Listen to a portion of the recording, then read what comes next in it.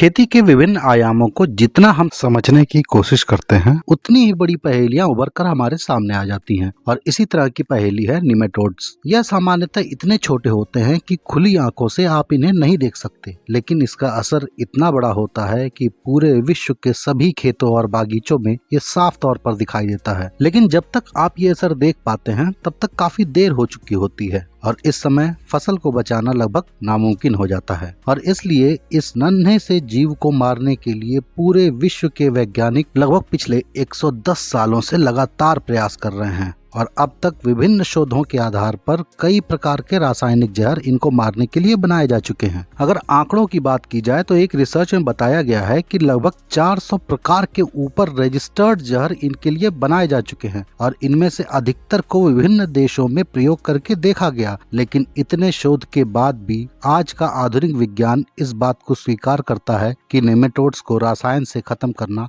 असंभव है। लेकिन क्या निमेटोड्स के साथ खेती करना संभव है? और क्या सभी निमेटोड्स खराब ही होते हैं? क्या सभी को मारना ही एकमात्र विकल्प है? और आखिर क्यों इनका प्रकोप बढ़ते ही चला जा रहा है? इनको रोकने या नियंत्रित करने का सबसे अच्छा तरीका क्या है? इस तरह के अनेक सवाल आप में से कई लोग पूछते रहते हैं और इसलिए आज मैं इन सभी सवालों के जवाब के साथ निमेटोड्स के बारे में विस्तार से बताऊंगा, क्योंकि मेरे हिसाब से बिना इनको समझे सफल खेती या बागवानी करना संभव ही नहीं है। नमस्कार दोस्तों, स्वागत है आपका एग्रीकल्चरल इन्फॉर्मेशन पर। दोस्तों, मैंने निमेटोड्स के ऊपर उपलब्ध कई वीडियो में देखा है लोगों को बताते हुए कि निमेटोड्स रेतीली मिट्टी में पाए जाते हैं या गीली मिट्टी में होते हैं या फिर ज्यादातर पॉली हाउस में होते हैं या गमलों में होते हैं और कुछ के हिसाब से ये बागीचों में अमरूद और अनार जैसे फलों को ज्यादा प्रभावित करते हैं। जबकि सच तो ये है कि ये हर जगह होते हैं, जैसे सभी प्रकार की मिट्टी में, सभी समुद्र में, सभी झीलों में, सभी नदियों में, सभी पौधों में और यहाँ तक कि आपके शरीर में भी ये मौजूद हैं। और सबसे शानदार बात तो ये है कि पृथ्वी पर मौजूद हर दूसरे जीव के अंदर एक अलग प्रकार का निमेटोड जरूर पाया जाता है, जो मानो सिर्फ उसी जीव के लिए बना हो। दोस्तों, एक निमेटोड के अंदर वैसे तो हजारों गुण होते हैं, लेकिन इन सभी गुणों को मुख्य 3 भागों में बांटा जा सकता है। ये है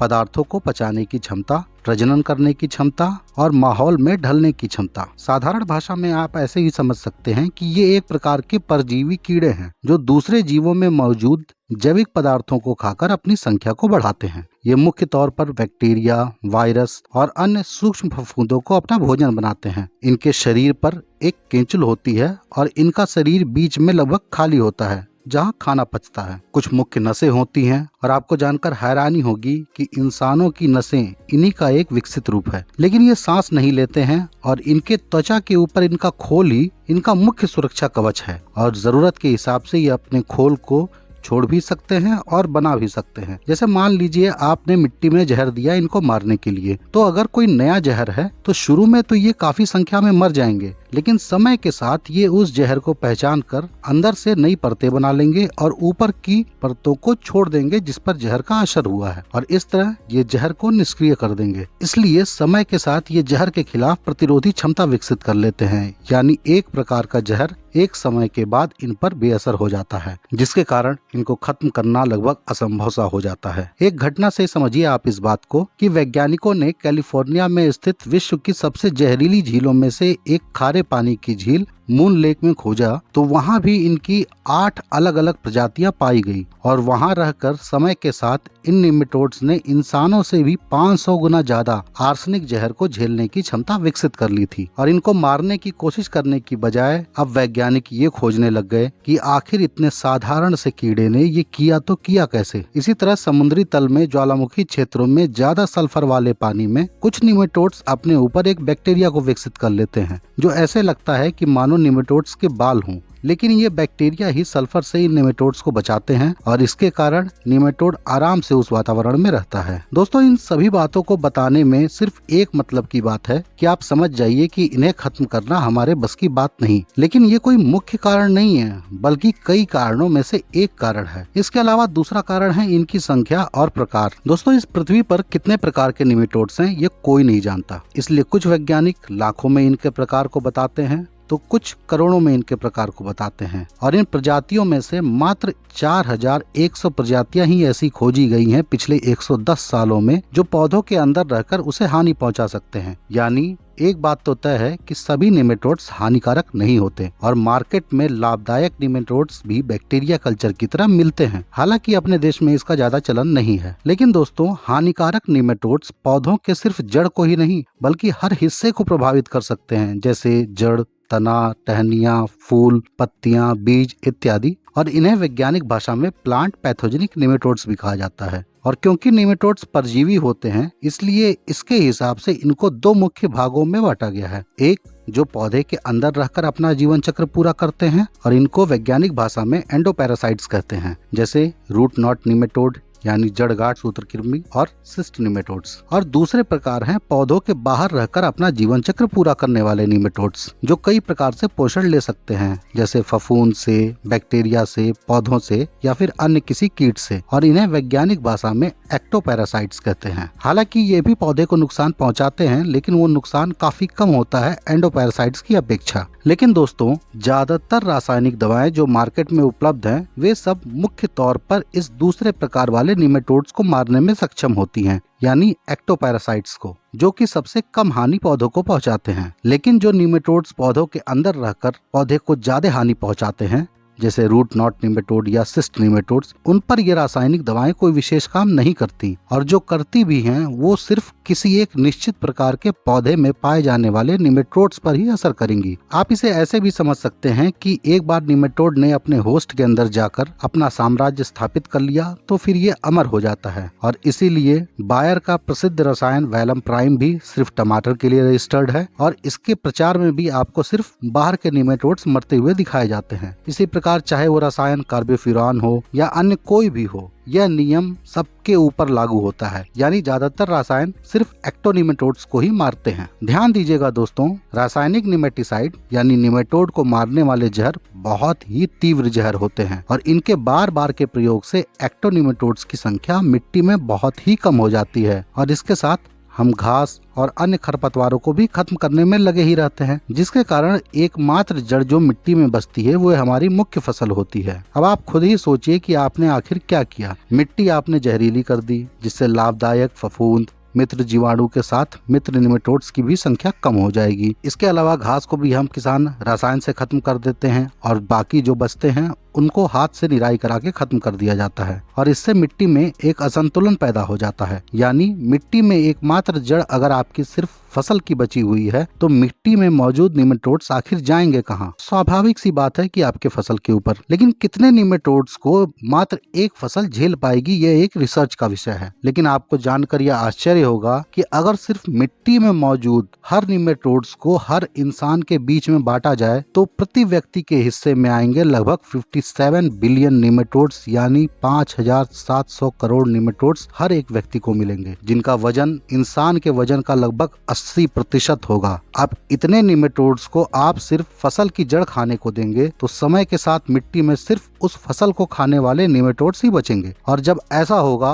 तो निमेटोड्स आपकी उस फसल को बर्बाद करके आपको मजबूर कर देंगे दूसरी फसल लगाने के लिए। लेकिन जब आप दूसरी कोई फसल लगाएंगे तो पहली फसल के हिसाब से ढल चुके निमेटोड्स की संख्या कम हो जाएगी और अन्य निमेटोड्स की संख्या इससे बढ़ने लगेगी और बार बार फसलों को बदल कर लगाने से फिर से यह संतुलन बन जाएगा। और इसीलिए कहा जाता है कि फसल चक्र अपनाने से निमेटोड्स की संख्या नियंत्रित रहती है। दोस्तों, हम निमेटोड्स को हमेशा समस्या के रूप में ही देखते हैं, जबकि ये निमेटोड्स कार्बन और नाइट्रोजन चक्र के अभिन्न अंग होते हैं और अगर ये बिगड़ गया तो इस पृथ्वी पर शायद जीवन ही संभव नहीं होगा। इनका योगदान कितना है आप इस बात से अंदाजा लगाइए कि जितना कार्बन हम ईंधन को जलाकर पर्यावरण में छोड़ते हैं करोड़ों मशीनों के द्वारा, उसका 15% कार्बन ये निमेटोड्स मिट्टी में छोड़ते हैं और आप इन्हें देख भी नहीं पाते। यानी मिट्टी में जैविक कार्बन बिना निमेटोड्स के संभव ही नहीं है। इसके अलावा इन निमेटोड्स के मल में भी पोषक तत्व होते हैं और क्योंकि निमेटोड्स के अंदर कोई हड्डी का ढांचा नहीं होता, इसलिए मरने के बाद ये बहुत ही जल्दी खाद बन जाते हैं। इसलिए नाइट्रोजन चक्र में भी इनकी एक अहम भूमिका होती है। दोस्तों, निमेटोड्स में प्रजनन करने की अद्भुत क्षमता होती है। इनकी कई प्रजातियों में नर,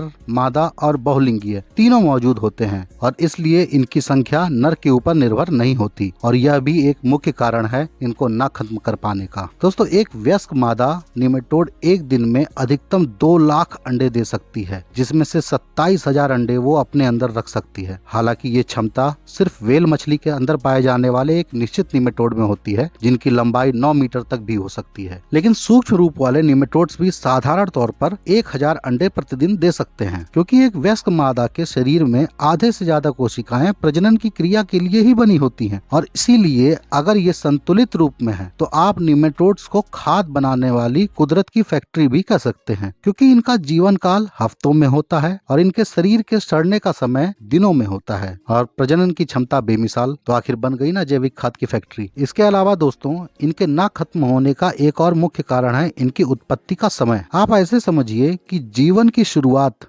बैक्टीरिया से हुई, फिर प्रोटोजोआ आया, फिर फफूंद आई और फिर निमेटोड आया। इसलिए पृथ्वी पर ये चारों एक दूसरे के रक्षक भी हैं और भक्षक भी हैं। ये सिद्धांत जीवन के शुरुआत से ही सिद्ध है और अगर आप इस सिद्धांत को समझ गए तो आपके लिए निमेटोड, बैक्टीरिया, वायरस, फफूंद कभी समस्या नहीं होंगे, बल्कि साधन होंगे खेती के। दोस्तों, निमेटोड्स एक पूरा संसार है और विज्ञान के क्षेत्र में निमेटोलॉजी एक अलग विभाग है, इसलिए सब कुछ एक वीडियो में बताना तो संभव नहीं है। इसलिए हानिकारक निमेटोड से बचाव की प्रक्रिया से हम आज का वीडियो खत्म करेंगे। दोस्तों, ICAR ने और विश्व के कई बड़े संस्थानों ने सबसे कारगर तरीका निमेटोड से बचाव के लिए बताया है जैविक, और इसको तैयार करने के लिए आपको 15 दिन का समय देना पड़ेगा और ये चीजें लगेंगी: नीम खली 10 कुंटल, 2 kilo Trichoderma powder, 2 kilo Paecilomyces, 2 kilo Pseudomonas fluorescens, पानी आवश्यकता अनुसार और ढकने के लिए काली पन्नी। सबसे पहले आपको आपस में इन सभी चीजों को अच्छे से मिलाना है, लेकिन पानी इतना ही रहे कि वो ढेर से रिस कर बाहर नहीं निकलना चाहिए और ढेर को लगभग आपको 1 फीट ऊंचा ही बनाना है, लेकिन लंबाई और चौड़ाई आप जगह के हिसाब से रख सकते हैं। लेकिन इस जगह पर सीधी धूप दोस्तों नहीं आनी चाहिए और ढेर बनाने के बाद आपको पन्नी से इसे ढक देना है। अब एक बार तो शुरू में ढेर बनाते समय आपको मेहनत लगेगी, दूसरी बार 5 दिन बाद आपको इसको फिर से मिलाना पड़ेगा और जरूरत के हिसाब से इसमें पानी भी इस समय डालना चाहिए। फिर इसे उसी प्रकार 1 फीट ऊंचा ढेर बनाकर फिर से पन्नी से ढक देना है और यही प्रक्रिया करने के लिए जब आप 10वें दिन इस पन्नी को खोलेंगे तो आप पाएंगे कि सफेद और हरी फफूंद पूरे ढेर के ऊपर है और यह सूचक होता है कि प्रक्रिया सही तौर पर चल रही है। और दोस्तों, 15 दिन के बाद आप इसे फिर से मिलाकर अपने खेत में सीधे प्रयोग कर सकते हैं। दोस्तों, हालांकि नीम की खली की जगह वर्मी कंपोस्ट और गोबर की खाद भी इस्तेमाल कर सकते हैं, लेकिन इससे